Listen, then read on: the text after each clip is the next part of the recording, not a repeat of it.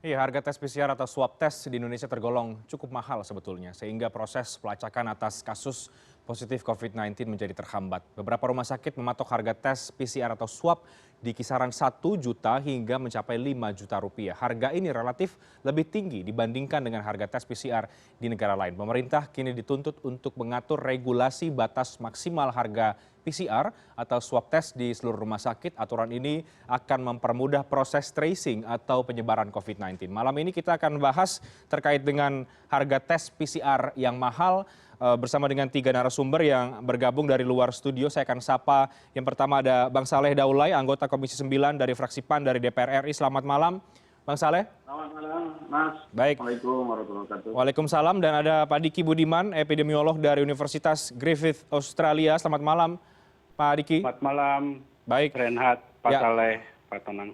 Ya, dan ada Pak Tonang Dwi Ardianto, pengurus pusat Perhimpunan Rumah Sakit Seluruh Indonesia. Pak Tonang, selamat malam. Selamat malam, Baik. Pak Rehat. Saya Pak mau ke Saleh, ya. Bapak-bapak, saya ingin ke Pak Diki Budiman terlebih dahulu dari epidemiolog. Pak Diki, kalau kita bicara soal kemampuan suatu negara melakukan uji atau pengetesan tes PCR swab, ya, ini kan ada target dari pemerintah, dari Presiden Joko Widodo. Tapi tampaknya kita sangat sulit untuk mencapai target itu. Ada juga kemudian faktor kemampuan masyarakat untuk melakukan tes mandiri karena harga yang cukup mahal. Sejauh mana sebetulnya Pak Diki kemampuan suatu negara atau masyarakat yang cukup rendah melakukan tes PCR ini terhadap penyebaran COVID-19 ini di Indonesia?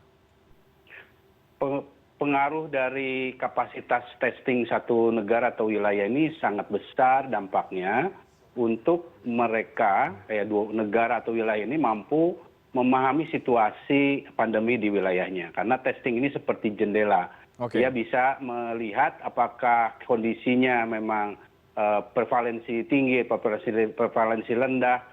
Artinya keseriusan itu terlihat dari kapasitas testing. Jadi tidak boleh ada satu wilayah yang mengklaim dia dalam kondisi aman, tapi ternyata kapasitas testingnya dalam hal ini ditargetkan oleh WHO di test positivity rate-nya harusnya itu di 5% ke bawah. Nah, kita tentu jelas Indonesia rata-rata di atas 10%, kecuali beberapa wilayah pada beberapa waktu tertentu. Nah, artinya masih menjadi kendala besar. Artinya lagi kita masih belum mengendalikan ini pandemi ini, dan artinya juga belum memiliki peta ya, yang sesungguhnya memahami kondisi pandemi. Oke, jadi pengaruhnya sangat besar, dan ini untuk mengetahui pemetaan kita terhadap pandemi yang tengah kita hadapi bersama atau wabah ini. Saya ke Pak Tonang dari Perhimpunan Rumah Sakit Seluruh Indonesia. Pak Tonang, ini harga tes PCR swab masih sangat bervariasi. Ini kenapa sebetulnya, Pak Tonang? Baik, pertama kita pilah dulu.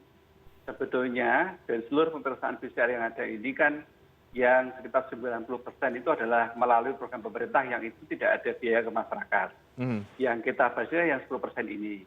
Nah, pemeriksaan PCR itu memang komponen terbesar adalah harga reagen. Reagen ini ada 3 jenis ya, ada reagen untuk ekstraksinya sendiri, ada reagen untuk PCR-nya sendiri, dan ada reagen pelengkapnya. Di luar itu masih harus ada investasi alat, kemudian harus ada operasional untuk gedung, listrik, air, dan terutama untuk SDM-nya. Nah, memang komponen reagen ini tentu adalah dari kemampuan rumah sakit. Maka kalau memang kita berharap ada pengaturan soal harga, maka kami mohonkan adalah pemerintah yang mengendalikan atau menjamin supaya ketersediaan dan keterjangkauan untuk reagen ini yang terjaga. Kalau itu sudah terjaga, maka kita bisa menilai lebih mudah apakah biaya yang dibebani ini rasional atau tidak. Kalau sekarang ini karena harga reagen ini masih sangat variatif ya, dan ketersediaannya juga tidak selalu ada, maka ini membuat repot. Terutama untuk 10% tadi. Kalau 10% sebetulnya rumah sakit memeriksa tanpa biaya karena aturan pemerintah kan memang tidak boleh kita membayarkan biaya untuk yang kepentingan epidemiologi. Oke, tapi ada yang sampai sekitar 1 jutaan, sampai kemudian 5 juta, itu kenapa itu, Pak Tonang? Nah, inilah yang kita juga tidak mudah menjawab, terus terang. Apakah yang sebesar itu... Jangan-jangan dijadikan bisnis juga oleh rumah sakit, Pak Tonang? Nah, kami sebetulnya sangat mendukung kalau pemerintah itu bisa mengendalikan harga reagennya, sehingga kita jelas melihat. Kalau harga reagennya jelas sekian, Anda kok sekian itu kan jelas kita menilainya. Terus terang harga reagen ini memang masih variatif ya, yang kita tahu. Jadi memang ada yang dari berapa sampai berapa, sehingga akhirnya tidak mudah kita mengatakan misalkan yang sekian ini berapa. Beberapa hari ini saya kira sudah mulai terlihat rasionalisasi juga ya. Beberapa sudah turun ke angka sekitar 1,5. Tadi misalkan disebutkan dari Asosiasi Rumah Sakit Swasta kan sudah membuat perhitungan di angka sekitar 1,5 ya. Tepatnya sekitar 1,4 berapa begitu sebetulnya. Artinya sudah mulai ada rasionalisasi, tentu sudah melihat bahwa berarti sudah ada reagen yang dapat dijangkau dengan biaya segitu. Nah ini harapan kita sekali pemerintah yang akan menjamin ini supaya menjamin harga dan ketersediaan tadi sehingga kita bisa menetapkan di biaya yang lebih terjangkau, lebih rasional. Baik, menjamin harga dan ketersediaan sampai di situ dulu, Pak Tonang. Saya jeda, nanti usai jeda saya akan ke Bang Saleh Daulay untuk mengetahui dari sisi Komisi 9 bagaimana melihat polemik mahalnya harga tes PCR swab ini. Pemerintah sudah mengatakan sebetulnya akan segera mematok harga, tapi sampai hari ini belum ada. Bagaimana Komisi 9 melihat ini dan apa yang perlu didorong agar kemudian tes PCR bisa semakin banyak dilakukan oleh masyarakat, tapi kemudian harganya sampai dengan hari ini masih sangat mahal. Kita break terlebih dahulu, kami akan segera kembali saat lagi. Baik, kita masih membahas soal kemudian polemik harga tes PCR yang masih mahal. Tadi sudah kita dengarkan seberapa penting kemudian tes PCR ini untuk segera semakin masif dilakukan dari sisi epidemiolog tadi oleh Pak Diki, dan tadi juga Pak Tonang sudah menjelaskan mengapa kemudian harga ini bisa sangat bervariasi. Komisi 9 DPR, bagaimana Bang Saleh melihat soal harga tes PCR ini yang masih cukup mahal bagi sebagian masyarakat, jutaan.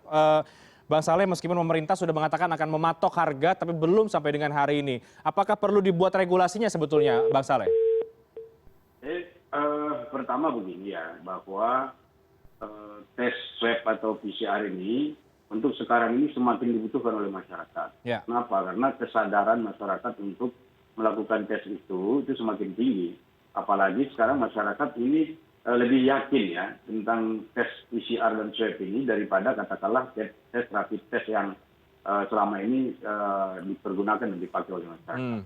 Nah, kemudian yang kedua, perlu juga dicatat bahwa masyarakat kita ini sekarang ada sebagian besar yang sudah rela untuk ikut dites. Tetapi ingat, ada juga sebagian masyarakat yang tidak mau dites. Nah, maksud saya, bagi masyarakat yang tadi rela untuk dites ini, itu mesti harus didukung dan difasilitasi oleh pemerintah. Nah, karena itulah maka jika misalnya ada sekelompok masyarakat kita yang rela dites, kemudian mereka menemukan kesulitan dari sisi pembiayaan, maka ini tentu adalah kendala yang sangat penting ya dalam rangka memutus mata rantai penyebaran virus COVID-19 ini. Tadi Pak Diki sudah menjelaskan ya betapa pentingnya tes ini. Dan studi terkait dengan ini juga saya kira dilakukan oleh negara-negara lain. Nah, karena itulah maka intervensi dari pemerintah ini menjadi sangat penting. Nah, kalau ditanya bagaimana cara untuk menurunkannya, tadi sebetulnya Pak Tonang itu sudah menjelaskan sedikit ya, bahwa jika barangnya itu tersedia banyak di pasaran, maka tentu otomatis itu harga harus turun. Itu adalah hukum ekonomi. Hukum pasar ya? Ya, itu hukum pasar. Contoh misalnya, kita ingat kemarin itu masker dan APD hilang dari pasaran. Coba bayangkan betapa kesulitannya pihak rumah sakit dan para medis kita dan tenaga medis kita untuk mendapatkan itu. Dan harganya luar biasa besar.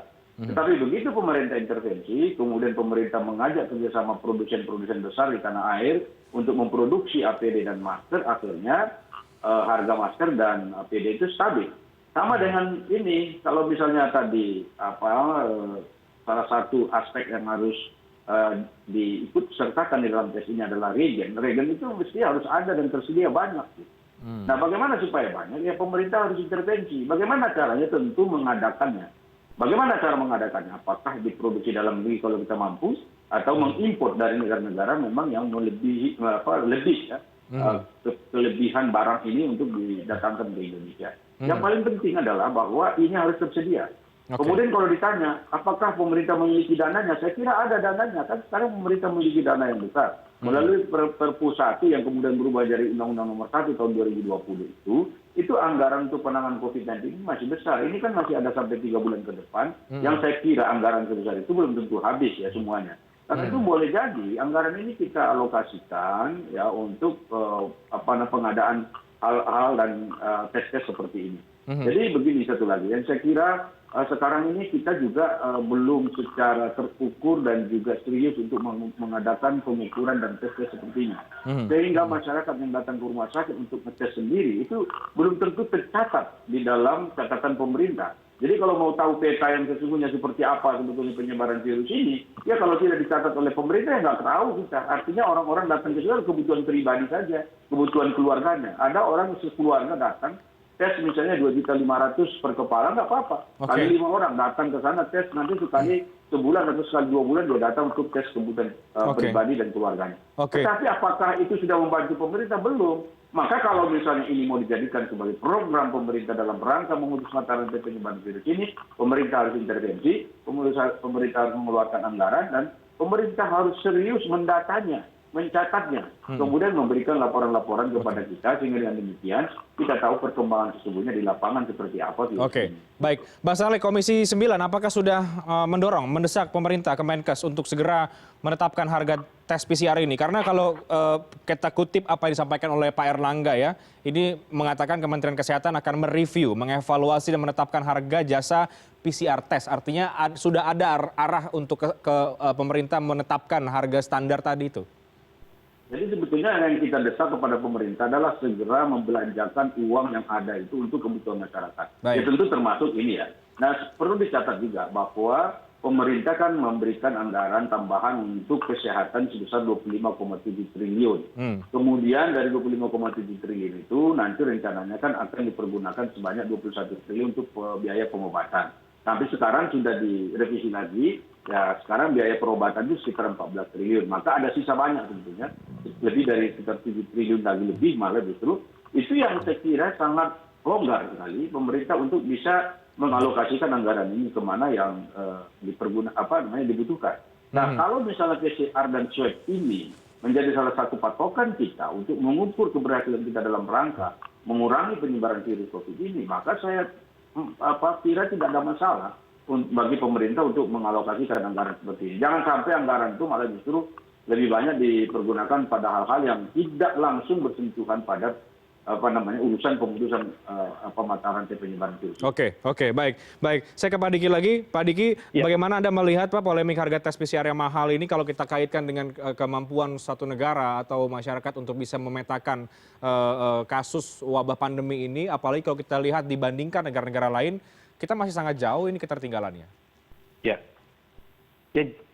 kita harus sadari ini bahwa kapasitas di awal sebetulnya di awal pandemi saya juga mengusulkan ada opsi lain ya. Opsi lain itu karena PCR ini selain harganya memang mahal, reagen dan segala macam, juga SDM yang perlukan juga tertentu kualitasnya atau kompetensinya. Kemudian juga labnya ya tertentu, ada biosecurity level yang harus dipenuhi. Nah ada opsi lain selain tadi Pak Saleh, saya setuju untuk PCR ini tetap ada yang harus kita lakukan, pengadaan reagen. Tapi ada opsi lain tambahan yang kita tahu ini lebih sustain karena kita jumlah penduduknya lebih banyak ya, dan juga kasusnya saat ini sudah harus yang akan kita deteksi saya perkirakan sudah akan banyak, sehingga kita perlu satu alat tes diagnostik yang cepat, tepat, mudah dan murah. Nah ini sebagaimana rekomendasi WHO beberapa hari ini tanggal 11 September ini baru keluar juga, itu yang disebut dengan rapid test antigen. Jadi bukan rapid test antibody yang selama ini dipakai di Indonesia, tapi ini adalah rapid test antigen yang harganya jauh lebih murah. Dan ini juga bisa menjadi salah satu opsi untuk percepatan diagnostik. Karena kita tahu dengan keterbatasan kapasitas dan utilitas dari lab kita terkait PCR ini, lama hasilnya ini sering lebih dari 3 hari, dan juga kapasitas SDM kita juga terbatas, apalagi kalau di daerah tersebut ternyata SDM di labnya banyak yang terpapar. Nah ini juga mengurangi utilitas dari lab tersebut. Nah opsi inilah yang saya ingin sarankan, kebetulan ada Pak Saleh Daula di sini. Jadi antigen rapid test ini adalah salah satu yang saat ini di opsi yang ditawarkan oleh WHO untuk negara-negara yang kapasitas baik finansial dan SDM dan lain-lainnya terbatas. Dalam hal ini saya melihat Indonesia bisa menerapkan ini. Ini saya kira intinya tujuan kita mapping itu terjadi, kemudian deteksi dini juga terjadi sehingga kita bisa cepat melakukan isolasi, karantina dan juga terapi dukungan sehingga juga kita bisa mencegah beban di rumah sakit termasuk juga mencegah kematian. Oke, jadi rapid test antigen ya yang Anda juga cukup sarankan. Bang Saleh ada tanggapan soal tadi apa yang disampaikan oleh Pak Diki? Ya, saya kira sebetulnya kan opsinya banyak nih. Masalahnya nih sekarang, mana yang sungguh-sungguh dikerjakan oleh pemerintah itu yang belum ada. Maka saya katakan tadi, mohon maaf nih, kalau yang yang PCR dan swab ini, sekali lagi, ini kan bukan program pemerintah sebetulnya, belum masuk ke program pemerintah menurut saya. Ya. Ini masih program tadi pribadi-pribadi dan keluarga-keluarga yang ada di Indonesia. Kebetulan mungkin ada sebagian memang pegawai-pegawai kantoran, pegawai pemerintah yang memang diminta untuk ikut tes swab dan seterusnya, memang itu difasilitasi oleh kantornya. Dan juga mungkin ada perusahaan-perusahaan besar yang mungkin juga mampu untuk membayarnya. Tetapi kalau misalnya ini mau diprogramkan, memang anggarannya sangat besar. Bayangkan misalnya, kalau Presiden meminta 30.000 orang per hari, itu yang harus diteskan itu ukurannya itu. Kalau 30.000 per hari, kalikan saja 1 juta saja misalnya, itu kan jumlah yang sangat tidak sedikit. Ya.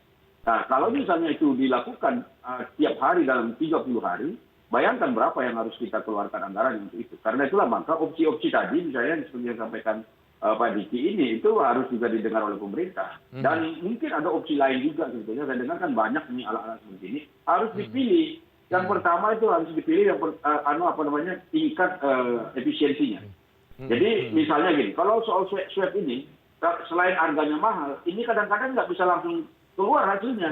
Bisa jadi yang pengalaman saya sendiri ini, terakhir saya swab ya, terakhir itu saya swab itu janjinya nanti malam jam 12, saya swab ini jam 5 sore, janjinya jam 12 malam. Tapi jam 12 malam keluar juga, ternyata keluarnya jam 5 pagi.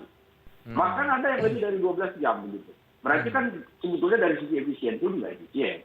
Nah kemudian yang kedua, kita harus lihat dari harganya juga.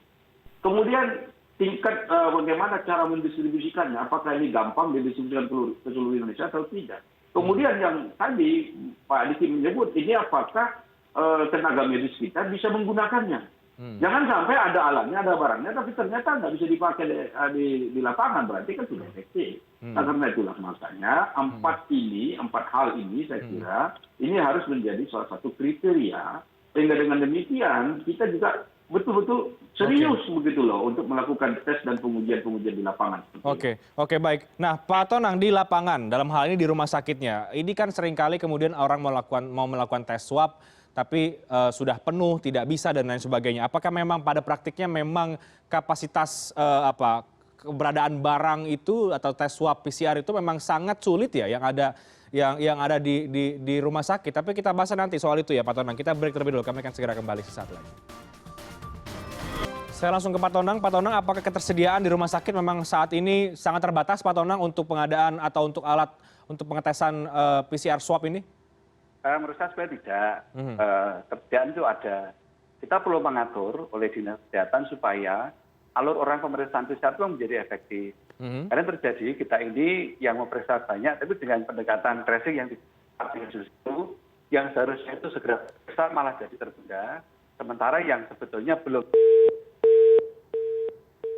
Baik, kami mengalami gangguan audio dengan Pak Tonang, jadi mungkin bisa dicek terlebih dahulu seperti apa. Pak Tonang, nanti saya akan keadaan lagi. Saya kembali ke Bang Saleh. Kalau begitu Bang Saleh, singkat dari Anda, jadi bagaimana kemudian target pemerintah ini terakhir untuk melakukan atau menetapkan harga tes PCR tadi? Jadi begini, ini kan kita punya anggaran besar ya, 605,2 triliun untuk penanganan COVID-19 ini, itu tambahan dari tadi hasil Perpu 1 atau Undang-Undang Nomor 1 tahun 2020 itu. Nah sekarang kalau kita lihat untuk bansos saja itu pemerintah kan menggelontorkan lebih dari 200 triliun. Kemudian untuk pemulihan ekonomi sisanya kan besar. Sementara untuk kesehatan itu hanya 25,7 triliun yang saya katakan di awal tadi. Nah mestinya ini bisa ditambahi anggaran ini karena saya yakin anggaran di tempat lain itu katakanlah untuk pemulihan ekonomi dan seterusnya itu belum tentu habis juga. Nah karena itu ini bisa switch lagi ditambahkan untuk bidang kesehatan ini sehingga dengan demikian kita mampu untuk membeli dan juga menyediakan alat-alat seperti ini. Karena sekali lagi saya setuju dengan Pak Diki, kita harus melakukan tes ini sebanyak mungkin. Hanya dengan begitu kita ini bisa menentukan pada posisi mana kita berada. Sehingga dengan demikian kita berperang melawan COVID-19 ini punya kacamata. Jadi jangan misalnya kita tidak bisa melihat sampai di mana pertarungan yang sedang kita lakukan. Oke, baik. Pak Diki, singkat dari Anda, target 30.000 tadi kata Presiden Joko Widodo. Mungkinkah itu kemudian dilakukan dengan kemampuan kita hari ini? Saya kira apa yang saya usulkan mohon bisa dipertimbangkan terkait rapid test antigen ini karena harganya murah, hasilnya cepat, ya, kemudian juga dia mudah dipergunakan. Nah, ini adalah syarat utama yang saya kira ideal untuk Indonesia, terutama di daerah-daerah.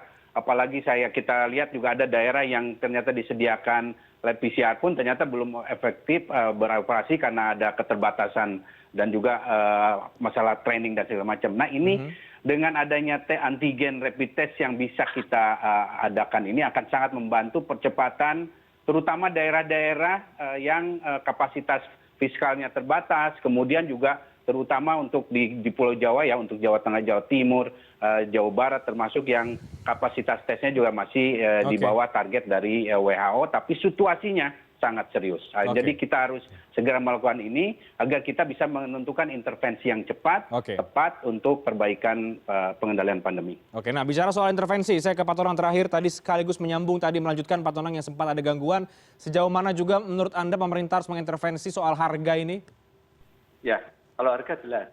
Asal bisa kita menjamin ketersediaan dan harga reagen, maka akan membantu kita untuk bisa mempertinggi kapasitas pemeriksaan PCR. Sebetulnya menurut saya mencapai 30.000 per orang itu masih mungkin. Sementara untuk rapid test antigen ini kan terakhir kan WHO 11 September kemarin membuat rekomendasi untuk dalam hal terpaksa memang tidak memungkinkan pemeriksaan PCR atau ada lonjakan kasus yang sangat tinggi, maka direkomendasikan sebagai pengganti adalah antigen.